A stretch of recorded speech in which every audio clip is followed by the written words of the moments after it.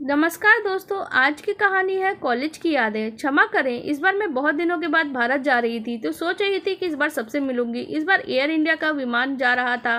विमान उड़ने लगा तो एयर होस्टेस सभी की बेल्ट बांधने के लिए कहने लगे।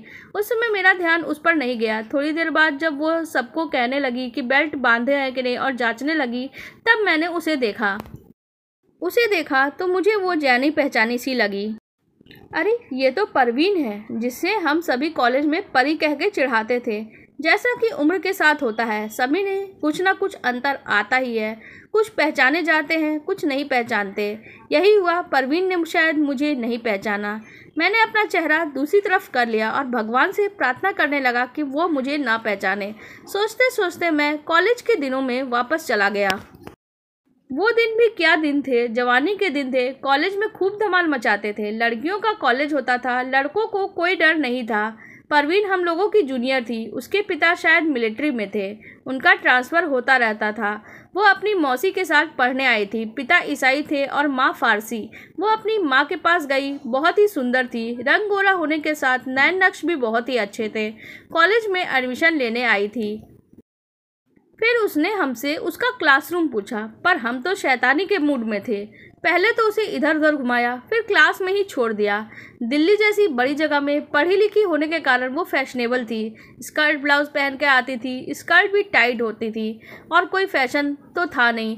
कॉलेज में साड़ी और सलवार सूट पहन के जाते थे। हमारे शहर में बाहर से आने वाली लड़कियाँ थोड़ा बहुत फैशन कर लेती थीं।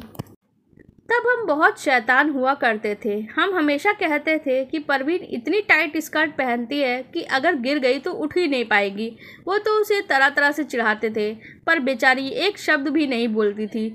जब भी उसकी क्लास नहीं होती थी, वो बालकनी के एक कोने में बैठकर चुपचाप किताब पढ़ती रहती थी। एक बार हमारी एक मैडम ने उसे परेशान करते हुए भी देख लिया। फिर हम लोगों पर कयामत ढा दिया। वो बोलने लगी, तुम मुझे परेशान क्यों करते हो? वो चुपचाप पढ़ रही है, अपने काम से मतलब रख रही है और तुम लोगों को पढ़ने से कोई मतलब नहीं है। और उस समय परवीन ने आकर हमें बचाया था, वरना मैडम हमें क्लास में भी नहीं जाने देती और अलग से जुर्माना लगाती।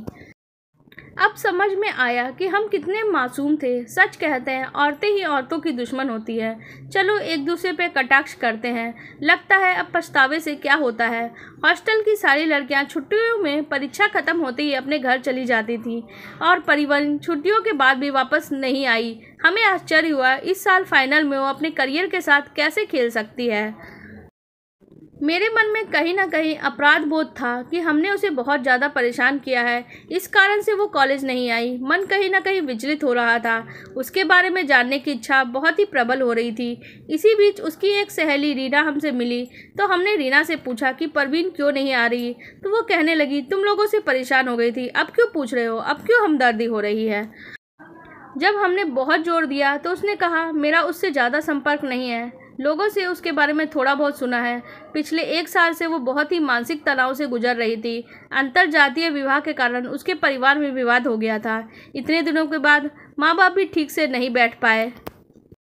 परवीन के 2 छोटे भाई बहन भी थे। बड़ी होने पे पूरे परिवार की जिम्मेदारी उस पर थी। वह बेचारी पंख लगा के उड़ना चाहती थी। उसके सपने बड़े थे। वह जीवन में कुछ बनना चाहती थी। खैर, उसकी सबसे बड़ी इच्छा एयर होस्टेस बनने की थी। इसी सपने को पूरा करने के लिए वो हमारे कॉलेज में पढ़ने आई थी। इसी बीच उसके माता पिता का तलाक हो गया। तलाक के बाद उसके पिता ने बच्चों की जिम्मेदारी भी नहीं ली। पूरे परिवार की जिम्मेदारी परवीन पे ही आ गई और बीच में उसने पढ़ाई छोड़ दी और ट्यूशन करके घर का खर्च चलाने लगी। बस रीता को यही पता था। लेकिन आज मुझे उसे एयर होस्टेस बना हुआ देख बहुत ही खुशी हुई। ऐसा लग रहा था कि उसने सबसे कठिन संघर्ष के बाद अपनी मंजिल हासिल की है। मन में सच्ची भावना हो तो इंसान अपनी मंजिल पा ही लेता है, और परवीन ने भी यही किया। प्लेन उतर चुका था। सभी यात्री उतरने की तैयारी कर रहे थे। मैंने भी अपना पर्स उठाया और मुझे परवीन का सामना करने में अभी भी डर लग रहा था।